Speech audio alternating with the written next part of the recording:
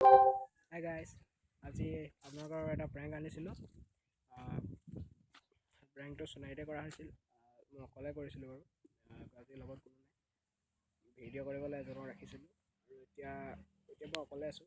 কালি কথাটো কৈ দিছোঁ, আপোনালোকে প্ৰেংকটো চাব। যদি ভিডিঅ'টো চাই ভাল পায় লাইক কৰিব, শ্বেয়াৰ কৰিব, কমেণ্টো কৰি দিব আৰু ছাবস্ক্ৰাইব কৰি দিব। ছাবস্ক্ৰাইব কৰা কিনাৰত বেল আইকন এটা ওলাই, বেল আইকনটো ক্লিক কৰি দিব, যাতে মই ভিডিঅ'বিলাক যদি দিওঁ সেই ভিডিঅ'বিলাকৰ নটিফিকেশ্যন আপোনালোকে আগতে পায়।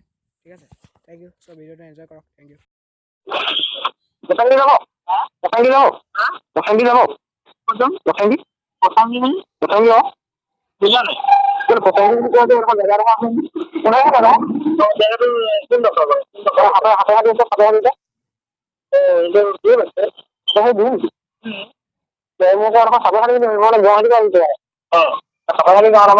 ইয়াৰ পৰা তুমি হাতে কাটি বাছ ষ্টেচন যাব লাগিব।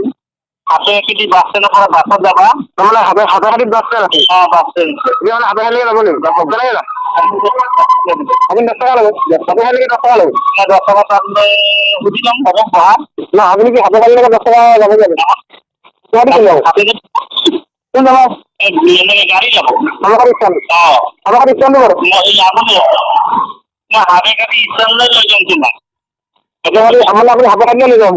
মই তোমাক হাতে কাটি ষ্টেণ্ডলৈ লৈ যাম।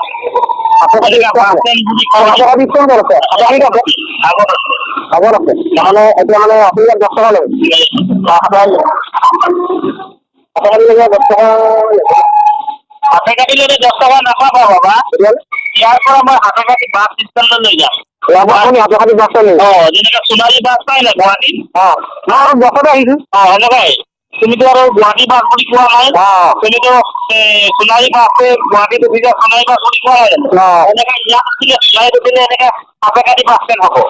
আহিলে পঢ়া ঘৰত আহিবলৈ